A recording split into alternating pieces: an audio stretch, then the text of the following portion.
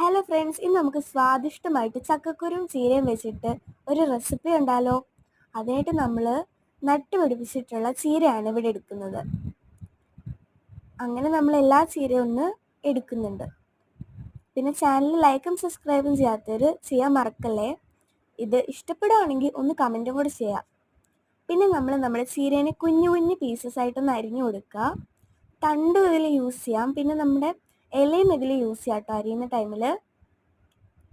അങ്ങനെ നമ്മൾ ഫുള്ളൊന്ന് അരിഞ്ഞു കൊടുക്കുക. അങ്ങനെ അരിഞ്ഞു കഴിഞ്ഞതിന് ശേഷം ഞാനിതിവിടെ ചെയ്യുന്നത് ചീനച്ചട്ടിയിലാണ് കേട്ടോ. ഇത് നമ്മുടെ ചീനച്ചട്ടി എടുത്തിട്ട് കുറച്ച് നേരം ഒന്ന് ചൂടാവാൻ വെക്കുക. അതിനുശേഷം നമ്മൾ അതിലേക്ക് ആവശ്യത്തിന് വെളിച്ചെണ്ണ ഒഴിച്ചു കൊടുക്കുക. വെളിച്ചെണ്ണ ഒന്ന് ചൂടായി വരുമ്പോഴത്തേക്കും അതിൽ കടുക് പൊട്ടിക്കാനായിട്ട് ഇട്ട് കൊടുക്കുക. കടുകൊക്കെ ഒന്ന് പൊട്ടി വരുമ്പോഴത്തേക്കും നമുക്കതിലേക്ക് കുറച്ച് കരിവേപ്പില ഇട്ട് കൊടുക്കാം. ശേഷം നമുക്ക് കുറച്ച് തേങ്ങാരപ്പ് ഇട്ട് കൊടുക്കാം.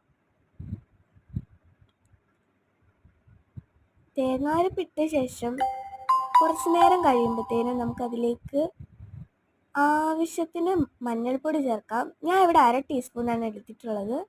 പിന്നെ നിങ്ങൾക്ക് ആവശ്യത്തിന് ഉപ്പും ചേർത്ത് കൊടുക്കാം കേട്ടോ. അങ്ങനെ ചേർത്ത് കഴിഞ്ഞ് നമ്മൾ നല്ലവണ്ണം ഇളക്കി കൊടുക്കുക. ശേഷം നമ്മുടെ ചക്കക്കുരു അതിലേക്ക് ഇട്ട് കൊടുക്കുക. ചക്കക്കുരു ഇട്ട് നല്ലവണ്ണം ഇളക്കി അതിലേക്ക് കുറച്ച് വെള്ളം ഒഴിക്കാൻ മറക്കല്ലേ. വെള്ളം ഒഴിച്ച് കുറച്ച് നേരം ഒന്ന് വേവിക്കാനായിട്ട് വെക്കാം. ശേഷം നമ്മളിതിനെ നല്ലവണ്ണം ഇളക്കി കൊടുക്കണം. വെന്ത് വരുമ്പോൾ ഇതേപോലെ വരും. അത് കഴിഞ്ഞ് നമ്മൾ നേരത്തെ അരിഞ്ഞു വെച്ച ചീര ഉണ്ടല്ലോ, അത് അതിലേക്കൊന്ന് ഇട്ട് കൊടുക്കാം.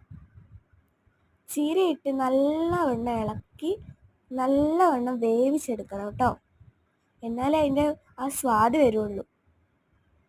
അങ്ങനെ നമ്മൾ ഇളക്കി അവസാനം നമ്മുടെ സ്വാദിഷ്ടമായ നല്ല ടേസ്റ്റുള്ള ചീരത്തോരൻ റെഡിയായി. ചീരൻ ചക്കക്കുരു ഇട്ട തോരനാണിത്. ചക്കക്കുരു ഇടുമ്പോൾ ഒരു പ്രത്യേക ടേസ്റ്റാണ്. അപ്പോൾ നിങ്ങൾ എന്തായാലും ഇത് ഉണ്ടാക്കി നോക്കണം. നല്ല സ്വാദിഷ്ടമാണ്.